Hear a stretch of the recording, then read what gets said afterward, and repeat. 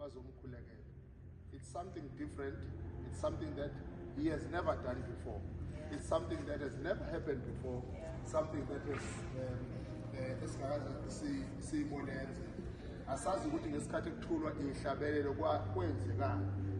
Nangesikhathi kwethulwa icilongo ukuthi kwenzekani. Kodwa ke uma sithula uhambo lwamahubo nezihlabelelo zikamoya sikhona. So we appreciate all the servants of God.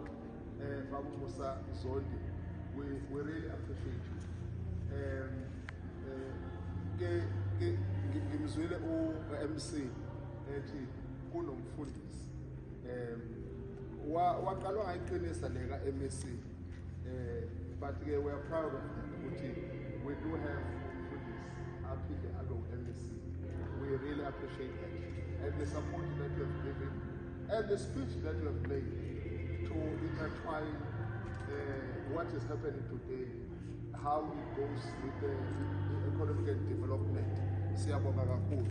Akusho ke lokho ukuthi nje wenziwa namapasika sesizofuna imali yamapasika. Akemime lapho. Sizoxoxisana ngalokho. Nizodlula kumina mangabe. Unoda olufana nalolo. Siyabonga kakhulu. Apostoli, ngicela ukuthi undodana akusondela nje la abambe lencwadi bese ke siluleke izandla kuye simkhulekele. Sondela mama. Ume ngapha. Ungenxa yomthandazo yakho ukuthi ikhona le nto. Socela ukuthi usikhulekele la. Baba siyakubonga. Ngekamela lenkosi yethu Jesu. We dedicate this book, this hymn book, as a masterpiece of praise, worship that comes from the heart of Africa. That is going to be echoed from Durban to the ends of the world. Taste lakho Nkosi yamakhosi ikhushe la uphamsela izandla zalo kuJehova. This, mighty God, is a masterpiece, a work of art that comes from the heart of Andile. We pray for this apostle, mighty God, ukuthi uqhubeke umgcono.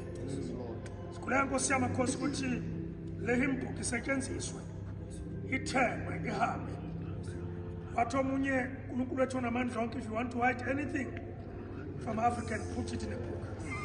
But siyakhuleka Nkosi yamakhosi